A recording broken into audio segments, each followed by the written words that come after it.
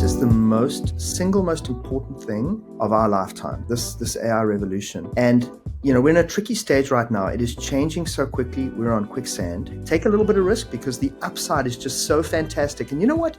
If the risk doesn't pay off, you'll learn a lesson like you've never learned before. Every business that generates money comes from some entrepreneur somewhere going, I'm going to go start a business and I'm going to take a risk and I'm going to go out there, put myself on the line. Thank you for joining me on the podcast today. I was looking forward to having you on the show, and it's a great opportunity for a lot of the client base, a lot of your team, and sort of the broader public to hear about you and your story. So thank you for joining me today. Thanks for having me, Gary. I'm excited to be on here today, and I'm sure we can have some interesting conversations. And Neil, I will start with the very basics because for anyone sort of meeting you for the first time, or sometimes even people that know you, they want to know, what's Neil's story? Where did he grow up? What was his childhood like? How did Neil become the gentleman that he is today? So let's start with some of that, a bit of your upbringing and your early years. For sure. I was born in South Africa, one of 4 kids. And because there were 3 boys born in 3 years, everything in the Cawse household was a competition. And I was always the kind of very studious engineering computer guy. And I remember my mom saying to me, when young, she said, you may be the smart one, but your younger brother is going to one day make more money than you because he's the entrepreneur. And I remember that dug something into me where I promised myself when I finished university that I would absolutely go out and start my own business, even though I'm, risk averse. And I think that's what actually drove me to start a software company in South Africa, which I eventually sold and moved to Canada. We agreed as a family to move together to start a family, and that's really where GEOTAB started when I came over to Canada, working out of the basement. That's really my early years. Oh, and Neil, it's fascinating because sometimes those little pieces we hear from the parents and some of the early the influences can have a substantial influence in our lives. So it's interesting to hear that from your mom saying, I don't think you're going to be the entrepreneurial type, and yet here we are. And it's it's quite important. I think we don't have enough entrepreneurs in this world, do we? And the more entrepreneurs we can foster, every job, every business that generates money comes from some entrepreneur somewhere going, I'm going to go start a business and I'm going to take a risk and I'm going to go out there, put myself on the line. And I think the more we can encourage that, the more we can find that secret spark that fires the entrepreneurial spirit in each of us, the better it's going to be for society as we encourage it. So I think it's actually quite important that we have more entrepreneurs in this world. How do you feel about it? Well, Neil, I'm a big believer in it. I think last time you and I chatted, I was telling you about some work that I was doing in Khayelitsha, in the community outside of Cape Town in South Africa. Entrepreneurship was one of the pillars of the work, as well as I've been involved with junior achievement for many years now, and partially because entrepreneurship and financial literacy is the pillar.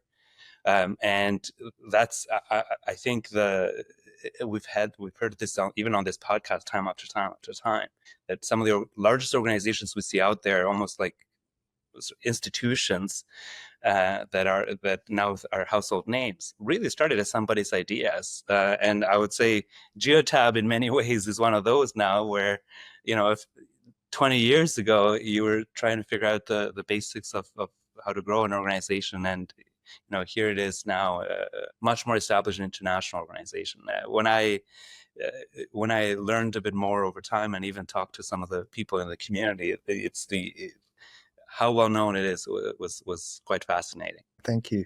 Yeah, and it was really just working out of the basement. We kept it to, my 2 brothers, my sister was helping us out, mom was doing the accounting, and it was meant to be the small little business. I'd run a business in South Africa and we were only going to ever have 5 people in the company.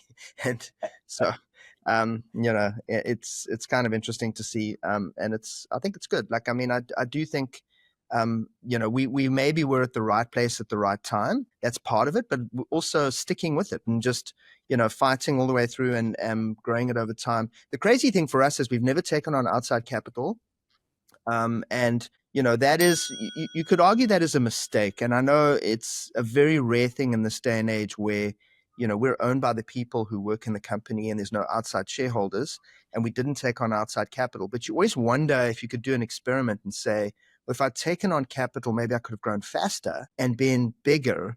And so overall would have been, things would have been even better. But you never know. You can't really tell. We're just very lucky and very happy with where things ended up. Well, Neil, I've had this conversation also many times, and I think anyone that is in that space will tell you if you can manage it without having to get external capital, even better. So I don't think anyone would argue with the logic. Neil, I'm going to take a step back just for one more moment. I know we talked about the influence of your mom growing up and sort of how some of the words behind her provided some motivation.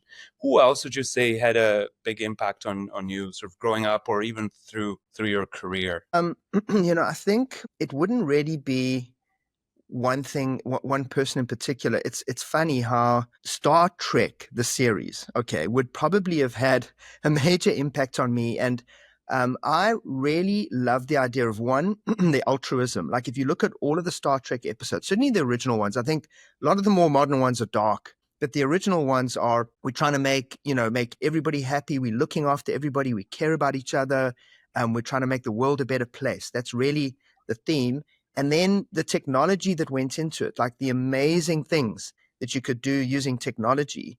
If I have to kind of search deep within my heart, I think that's something, Elon Musk had his, I got to get to Mars no matter what, right? And it probably goes back to a movie that he saw once or something like that. I mean, for me, it was always technology can make the world a much better place. And I think I've always been driven to how do we take some of the most intractable, difficult human problems and then kind of marry them up with some of the amazing technological advances that keep happening. And that's what's kind of driven me all the way through. And Neil, would you say that was the impetus behind GEOTAB at the time? Like, how did the idea come about? You know what? It's interesting. People always ask me, like, what do you have to do to be an entrepreneur? And I kind of say there's two things that you have to do. Number one, you have to think about and understand deeply what are the world's problems. You have to be talking to business people. You have to be connected to what's going on in this world. You have to read a lot about the world's problems, where things are working, where they're not working. And then on the other hand, because we're in technology, you've got to be schizophrenic. You've also got to be a deep technologist. And the powerful thing about technology is built upon building blocks, right? So you have kind of like foundational technology and then technology that uses that foundational technology and so on and so on. And because it's all evolving independently, it also tends to be exponential because improvements in the base layer lead to improvements in the middle layer, leads to improvements in the top layer. And so understanding the landscape of how you would use technology and what problems technology can solve, and then thinking about that from the lens of like, these are all the world's problems. Now, you're not going to be able to solve all the world's problems, like hunger or whatever. Maybe there isn't a technology yet that makes sense, but in the areas that you understand, with the technology changes you're seeing, what is the thing that now becomes cost effective or practical or makes sense to employ a new piece of technology to solve a problem?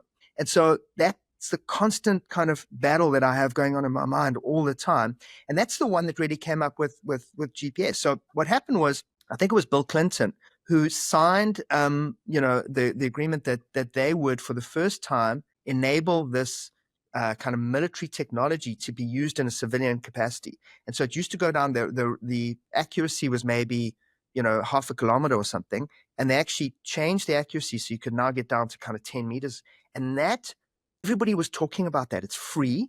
You can do it from anywhere in the world. And now this has been enabled. What could you do with that? And I remember thinking, well, we could track people. And it was kind of like, well, who would want to track people? Why would you want to track people? That sounds a bit creepy. Other ones are like, okay, tracking vehicles. Given the background of being in South Africa, maybe we had in the early days this kind of safety and risk. It's a little bit more dangerous in South Africa. And so the idea that you could look after high value cargo and you could make sure that people were safe resonated much more strongly in the early days. And that's maybe the kind of birth of thinking about, okay, we've got this technology that didn't exist before. We've got this real world problem. Let's marry them together and let's do something unique. And that's really, I think that every opportunity comes from something like that. No, and Neil, it's fascinating. And I asked the question of, how the idea comes about. I think you touched on the old adage, resolve a big problem for the world and you're always going to have a successful business, because really finding a solution to a big problem, no one can argue with the logic behind that. 100%. And of course, I mean, a big part of business is not just the idea, it's the execution. And that's the other thing. There's actually almost two other key things that I learned maybe the hard way. It's kind of like, okay, Neil, maybe it's obvious, but wasn't obvious to Neil. One of them is really the importance of sales and marketing, right? Like the world revolves around sales and marketing. You can be the best engineer in the world and you come up with this incredible, crazy gadget and you put it on the table and you go, look, I solved the world's problem over here. And nobody gets to hear about it. Nobody knows about it. You're not selling a single one. And so that was a real eye-opener to me. And then the other thing is execution, right? Even though there are lots of good ideas out there, the ability to execute, get them over the line, follow up, be disciplined about that is also just such a drive. And you kind of need to combine the ideas with the execution, with the sales and marketing. And to me, those are the three elements that make up the kind of the ingredients for the magic cake that you really need to focus on. Well, Neil, I was going to ask you about execution, but I will ask you now since we already touched on it. When we first met, and it was virtual, after somebody introduced us, I could tell in the background you had these dashboards. And at first I was like, this is the stock market. And then I realized, no, it's something else. And you said, we measure key KPIs because what gets measured can be tracked and can show the results for it. Tell us a bit more about sort of how you approach that with the lens of execution and the importance of it. Yeah. We, in our entire kind of ethos, is built around one simple idea, and that is you cannot manage what you don't measure. And it kind of comes from my engineering background where, control systems, which is kind of interesting. Like you can imagine an aircraft and you're trying to control you got the pilot and he's trying to control the inclination of the wing. There's no connection to the wing. What happens is he pushes down on the rudder, and what happens is the control system says, I need to move the wing to this point. It doesn't know how hard to push because it depends on the wind velocity. But there's a system that basically feeds back the computer that says, okay, I want to move the wing. And then the thing says, oh, it's moving this much. Okay, keep going. Oh, no, that's too much. Slow down. And so that feedback loop is critical in business. So for example, if you can do a particular behavior, maybe it's a marketing program or a new policy in your company, or you want to change the price of your product, and you make that change, you need to be able to get the data to come back to say that change was a good change or that change was a bad change. So that's kind of like baked into how we think. Now, the only way you can do this well is by making sure that all of the activities of your business are stored electronically. So every system that runs your organizations, your finance systems, your sales and marketing systems, your stock management, your manufacturing, all of these need to push the data into one big data lake. And then you need to create these easy to use tools so that your entire organization can drill into that data. And you need to make it accessible. You need to make it easy. And then what I realized as well is that we all get stuck in the weeds, right? So we've got our day-to-day job and we're busy and, we don't see the wood for the trees, if you like. And what was really important to me was to pull people away from the detail as much as I could to make sure that they understood the bigger picture. And so if my KPI is to grow the business by, 15, 20% in terms of revenue next year, that KPI for operations might translate into we need more on-time deliveries, we need to have this much stock available, and so on. Having those KPIs up and highly visible for everybody in the organization to see, I think is also a bit of a game changer. So I might be, for example, solving a customer support case and something else is going wrong with the systems. And yeah, I'm helping one customer, but I need to focus on the bigger picture, which is overall, Rome is burning and I need to fix that. So I think we have these massive screens up at GEOTAB where we've taken the most important KPIs for each department. If it's in finance, it might be accounts receivable, cash flow. If it's sales, it's like, sales activity and the different pillars. If it's product, it's who's using what features in the product. Operations, it's how much stock you're moving. And we elevate that up so everybody, as they walk past, can see these completely live dashboards and go, wow, we're doing a good job there. Or, we need to go fix that. And I think that's truly helped us. And something that I'd recommend for any CEO, for any big company, like the more you can bring transparency and visibility to the organization, I think the better it empowers everybody to align and to focus on the things that really matter. No, and Neil, I think that's just so critical. Again, this is something that you hear about and read about in business books, and the importance of it. And I think, to your point, solving a big problem is just the beginning. Executing on that is what's going to determine whether you're successful or not. Because good people can, even if they start with an idea that could have had problems, they'll pivot and adjust. But it's if that execution lacks, even a good idea will not be enough. So Certainly true. Cannot emphasize it enough. Neil, I'll pivot to something else, and you touched on this already, and this is when you're in the technology space. And I've had guests on this podcast talk about how quickly things are evolving right now, in a way that is unprecedented, just because of the evolution of technology itself, but also with the emergence of generative AI that can do things that before were unimaginable. And I say before, this is 5 years ago, not a long time. So you described that paranoia that was needed, and I always tell our product team and our tech team that we always need a healthy level of paranoia, because things are moving quickly. If we're not paranoid, somebody else will be, and before you know it, they'll catch up very quickly because of how quickly technology is evolving. So what have you done with the team? How do you make sure you stay ahead, as technology would have evolved substantially since you started? Yeah, I don't want to exaggerate here. I'm not prone to exaggeration, but Gary, this is the single most important thing of our lifetime, this AI revolution. And, we're in a tricky stage right now. It is changing so quickly. We're on quicksand. And I truly believe that GEOTAB will not be able to survive against our competitors if we don't aggressively pivot the entire organization to be AI first. And it is turning out to be difficult. This is a human change control problem. It's very difficult to get our muscle memory is to go to Google. Our muscle memory is to do things a certain way, to change the whole way that we think and we operate. So it's even hard for me, and I think I'm trying to stay at the forefront here. And that is the constant struggle that I really fight. And we've done it in a couple of really interesting ways. So kind of broken up into a whole bunch of phases. So phase one for us was literally all these new tools are arriving. We don't know how they're going to be used and how they're going to be beneficial. Just pay for them for everybody. And I told everybody in the company, 2,500 people, you can have a subscription to ChatGPT. GEOTAB will pay for it. No questions asked, go for it. And so everybody, interestingly enough, maybe 800 people took us up on that, which is 2,500. Like, I think every single person in the company can get massive benefits. And then what I did was I said, okay, on the town halls, I gave lots of real world practical examples. Look at what somebody did over here. Look at what I did over here. Look, and just keep reinforcing and reminding people, you should be using these tools. Even to the point where, one of the questions came up on the town hall saying, am I going to lose my job to AI? And I said, you're not going to lose your job to AI. You're going to lose your job to people who use AI. And I think that's a powerful statement and a really important one. The next thing that we did was we said, okay, this is not moving fast enough. Let's go to every one of the divisional heads and say, you need to create a whole lot of new KPIs that drive AI. And you need to come up with a list of all of the ways that your division is going to deploy AI. So if you're in legal, how are you going to use it to review your documents and store your documents? If you're in marketing, how are you going to create videos using AI? If you're in translations, how are you going to help AI to translate? These kind of things. And then we went through that whole KPI-driven thing, and we still find that people are not adopting AI enough. We are moving to partner with companies who are adopting AI first. So that's another thing where we forced it. We said, listen, let's pick the companies that understand the importance of AI, and let's leverage their knowledge of AI.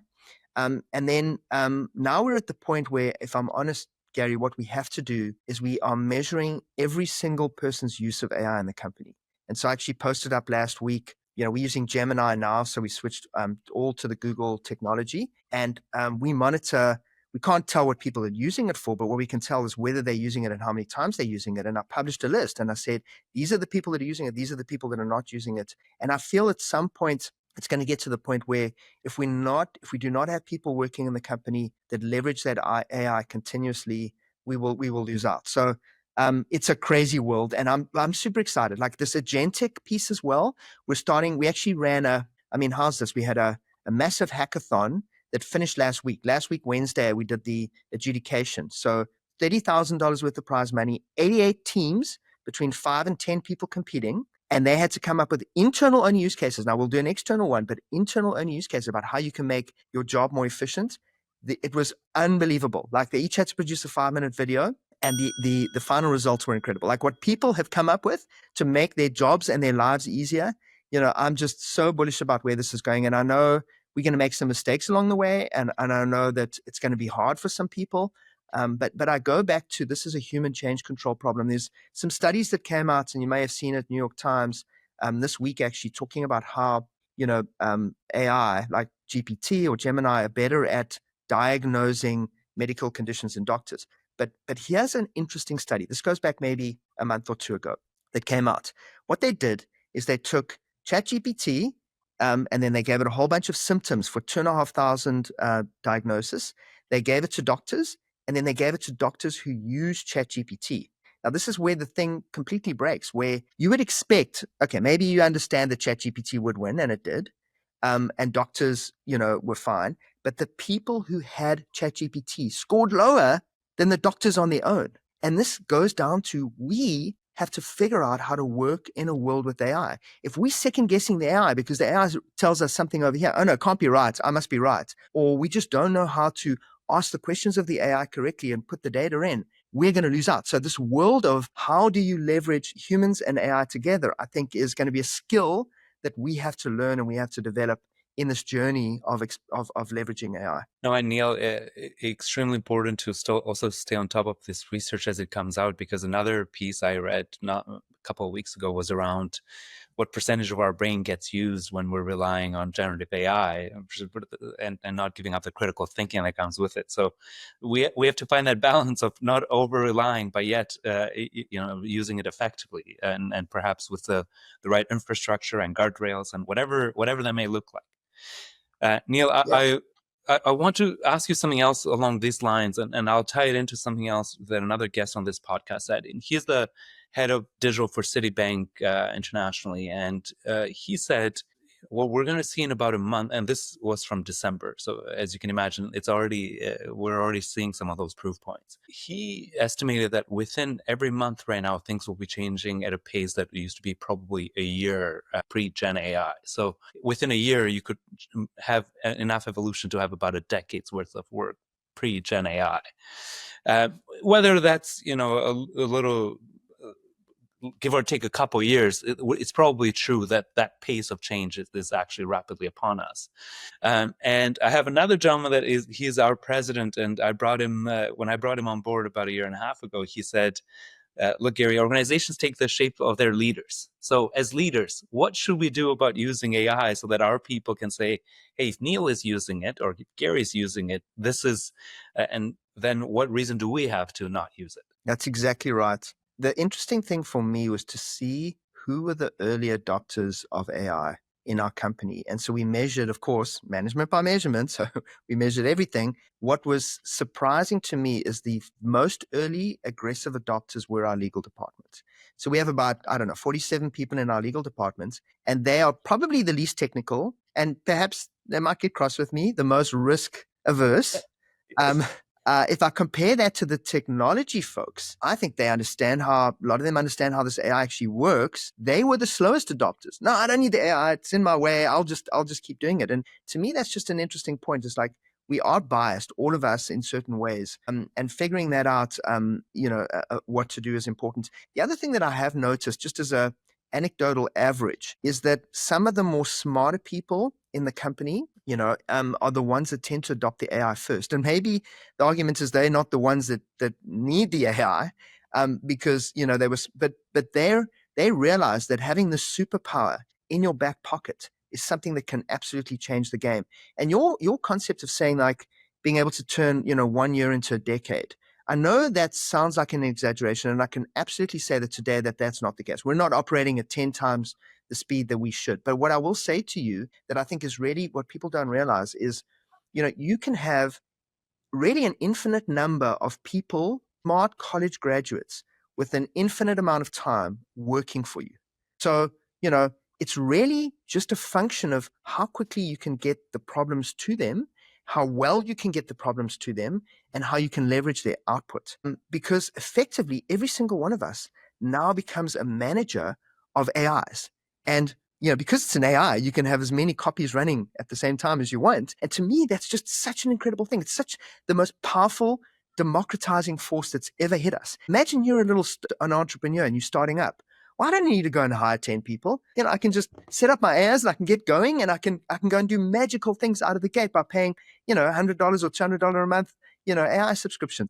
To me, I'm just so excited about the long-term impacts or the medium-term impacts of all of this on society, on our velocity, on business, and even, down to people's personal capability. So it's fascinating times. No, and Neil, I was going to ask you this next, some broader advice for entrepreneurs in general. But one of the items that when people ask me these days and that I always say is, look, regardless of what stage you're in the business, but especially in the early stages where resources are the most stretched, spending some time realizing what you could do with some of the tools that are out there can be substantially, can change the pace of movement substantially, just because you could rely a lot more on this additional help that you would have not had even 5 years ago, right?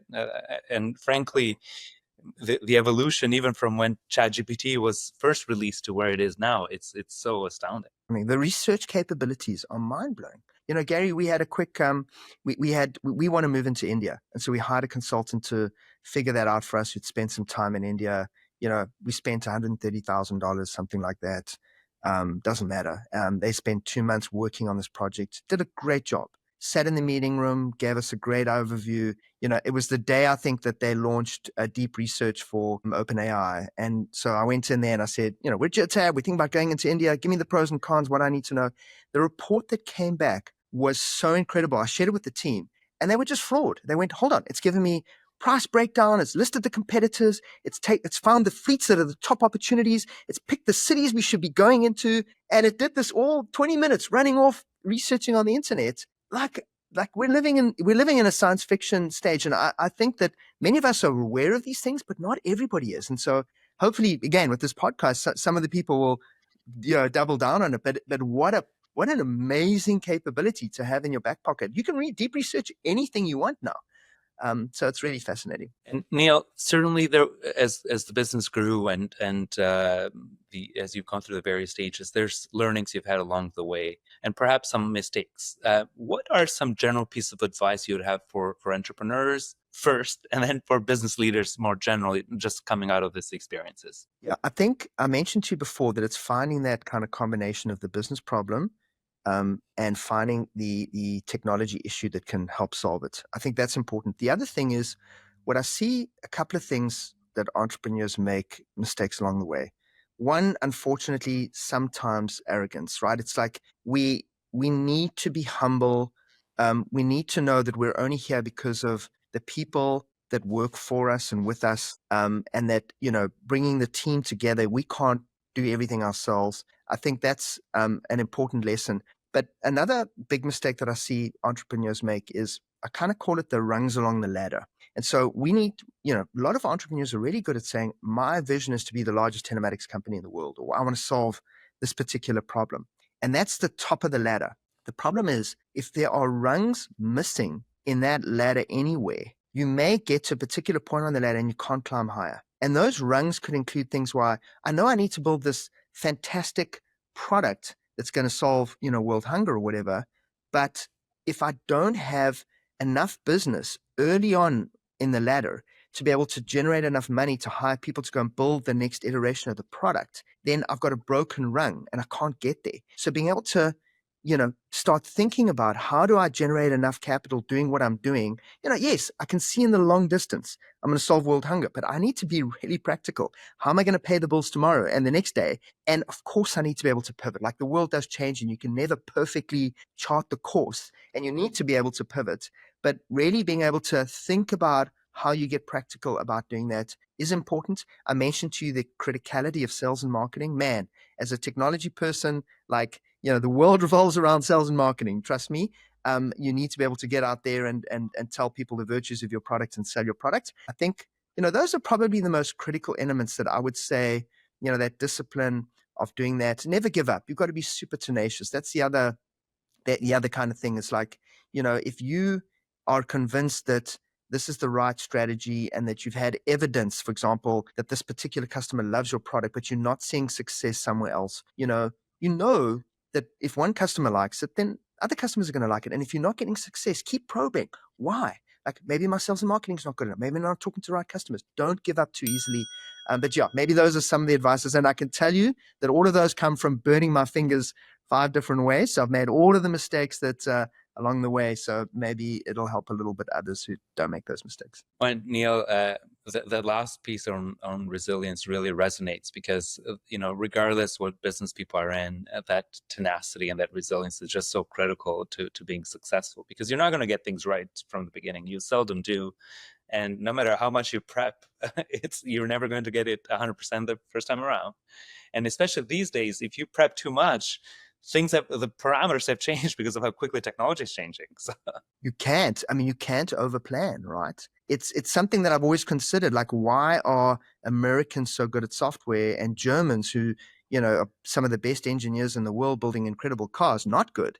And it's because, over planning is also a problem, right? You need to be able to get a minimum viable product out there, figure out what your customers like and don't like, iterate on that and bring it back in again. So you're totally right. Like, lots of key lessons there. Neil, I will move to a part of our podcast called the rapid fire questions. And for this one, it's first thing that comes to mind.